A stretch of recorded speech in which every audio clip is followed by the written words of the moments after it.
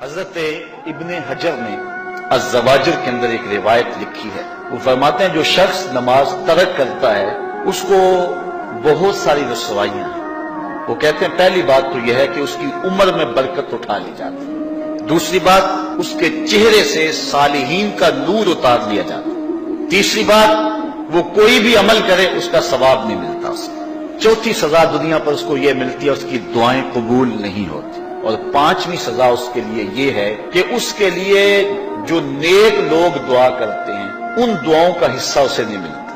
مومن نیک سحری وقت اٹھ کے دعا مانگتے اللہ پوری امت پر کرم کر دے، تو یہ بھی امت میں شامل ہے، دعا اللہ والے کی تو قبول ہوئی لیکن اس کا حصہ نیک لوگوں کی دعاؤں سے نکال دیا جائے، یہ دنیا پر اس کو سزائیں ہیں۔ اور جب وہ مرنے لگتا ہے نزا کے وقت تین اس کو سزائیں ملتی ہیں، ایک تو بھوکا مرتا ہے، دوسرا پیاسا مرتا ہے، تیسرا ذلیل ہو کے مرتا ہے، اور قبر کے اندر اس کو تین سزائیں ہیں۔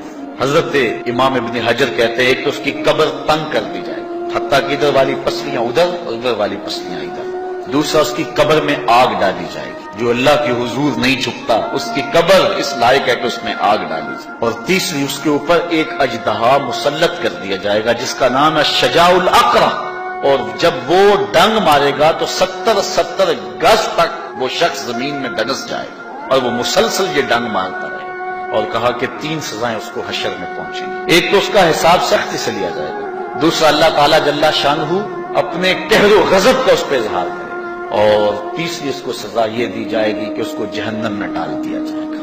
میں اور آپ آج کی اس بزم میں یہ پختہ عزم کر کے اٹھیں کہ آج ہم خود بھی اور اپنی اولاد کو بھی، اپنے دوستوں کو بھی، میرے والد گرامی فرمایا کرتے تھے جس سے دوستی ہونا اس کی انگلی پکڑ کے دین کی راہ پہ لے آؤ، یہ دوستی کا حق ہے، اس کے لیے آپ بہت کچھ کرتے ہیں لیکن اگر اس کو دین نہیں دیا تو کچھ بھی نہیں دیا۔ کوشش کرو میرا دوست ہو اور جہنم میں جائے۔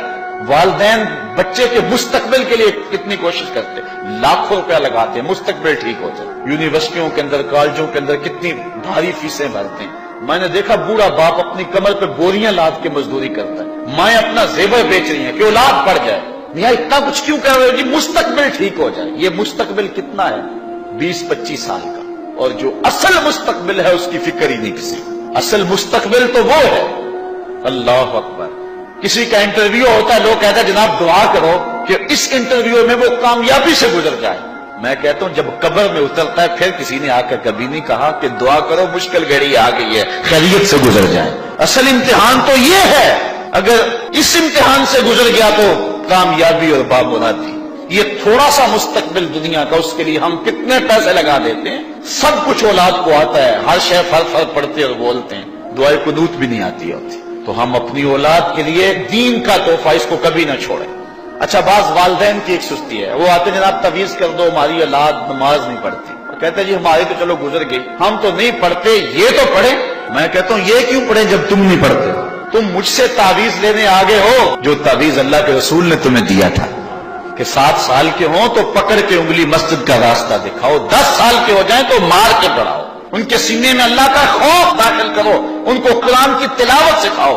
علموا اولادکم 3 خصال، اپنی اولاد کو 3 چیزیں سکھاؤ، حب نبیکم، ایک اپنے نبی کا پیار سکھاؤ، وحب اہل بیتہ، رسول اللہ کے اہل بیت کا پیار سکھاؤ، وتلاوت القرآن، اور قرآن کا پڑھنا سکھاؤ۔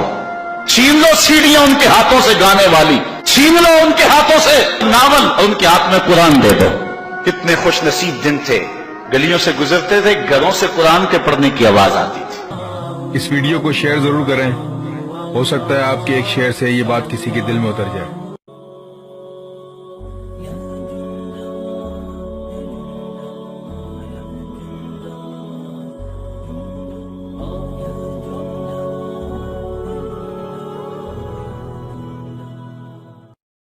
حضرت ابن حجر نے الزواجر کے اندر ایک روایت لکھی ہے، وہ فرماتے ہیں جو شخص نماز ترک کرتا ہے اس کو بہت ساری رسوائیاں ہیں۔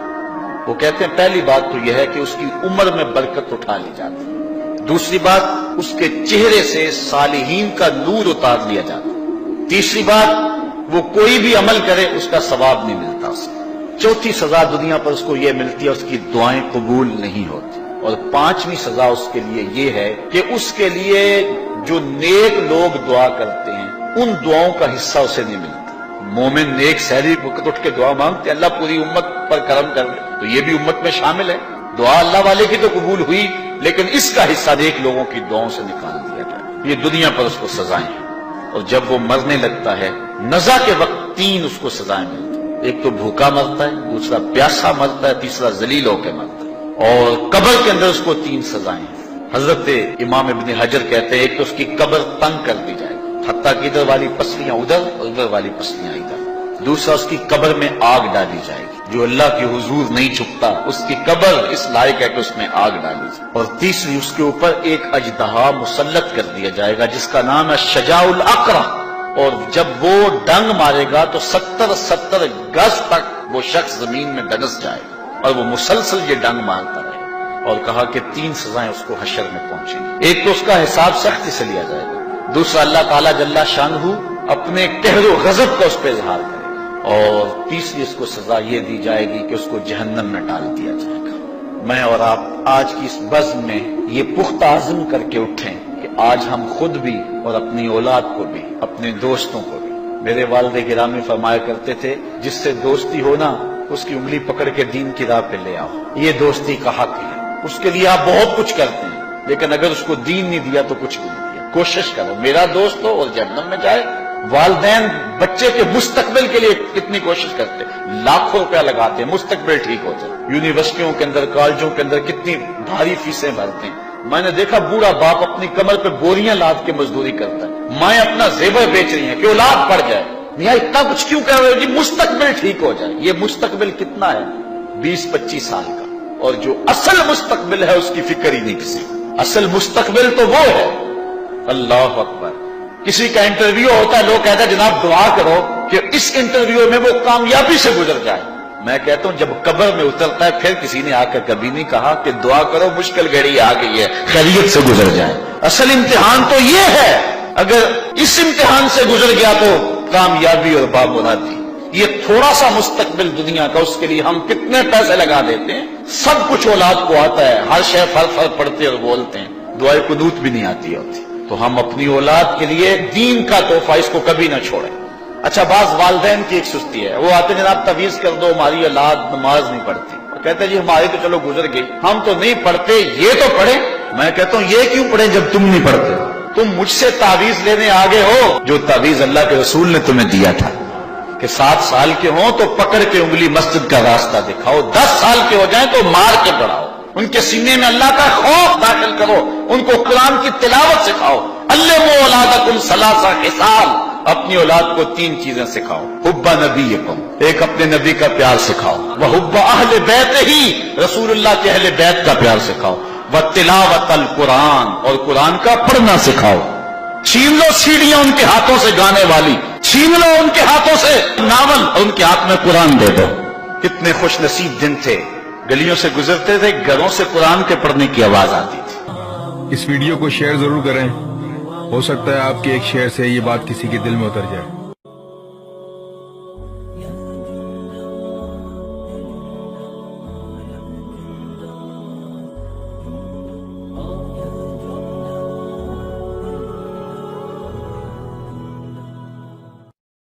حضرت ابن حجر نے الزواجر کے اندر ایک روایت لکھی ہے، وہ فرماتے ہیں جو شخص